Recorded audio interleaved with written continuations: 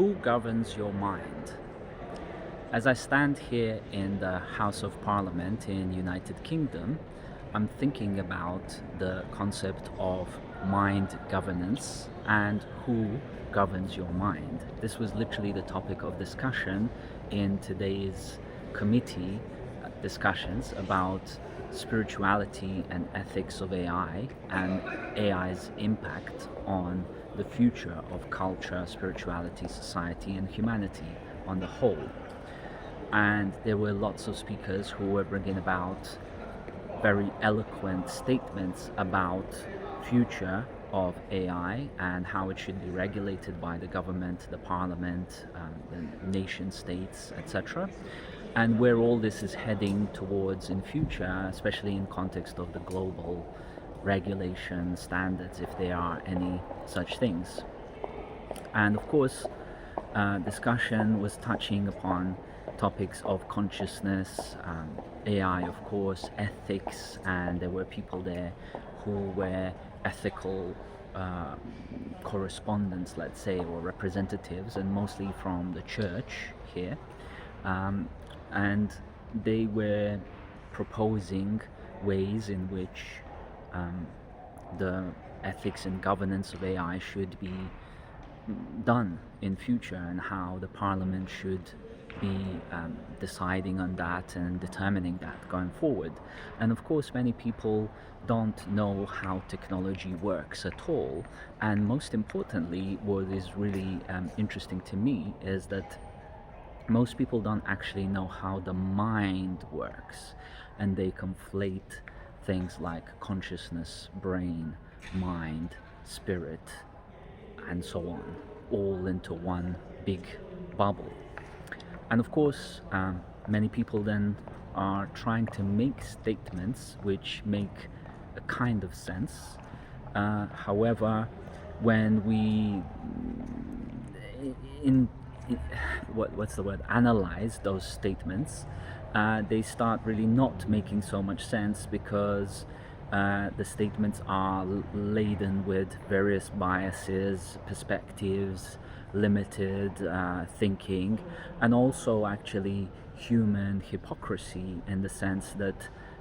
people are afraid of AI and what it's going to do in future, yet most people already are using AI, whether they like it or not, whether they are conscious of it or not.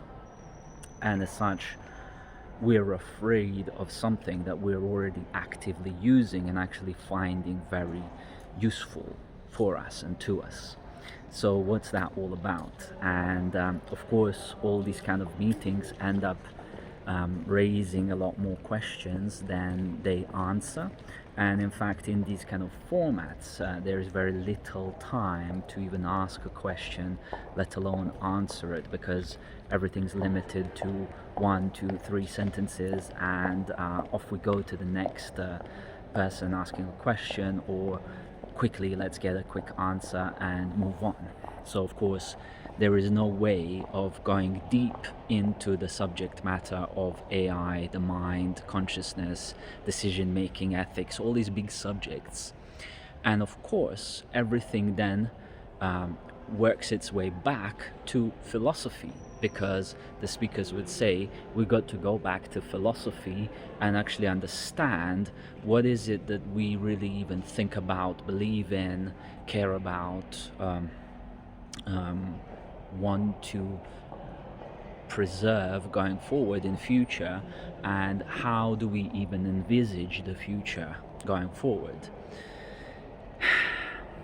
I have to take a breath at this point, because all these kind of things I've been contemplating about since I was a child, and of course all these things have kind of culminated in my mind about 7 years ago, at the point where I was experiencing clinical depression to the point of suicidality, where I needed to upgrade my own mind and thinking in order to be able to think through these things in a lot more holistic, meaningful, life-centered way, and actually move forward with my own life in a way that makes sense for both me, my family, society around me, communities that I'm building, etc. The bottom line is that our individual minds have got to be upgraded.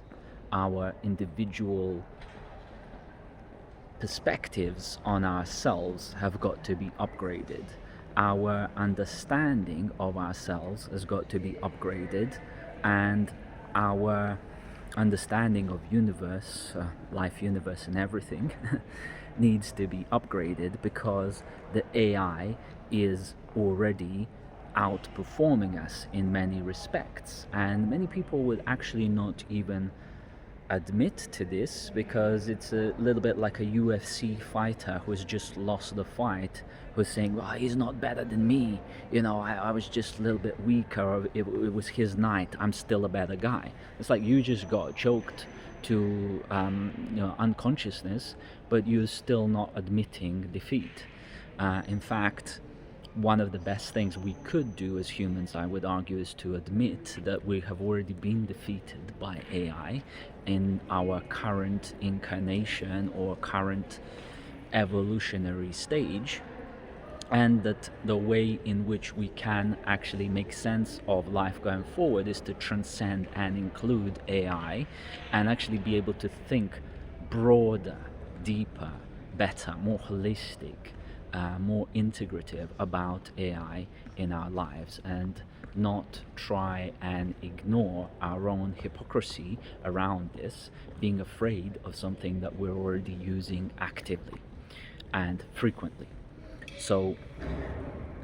you might ask yourself, well, how does one actually go about transcending and including AI and really understanding what's going on? And the answer is, you reach out to me and you speak to me about Fresh Mind program, or check it out on freshmind.life.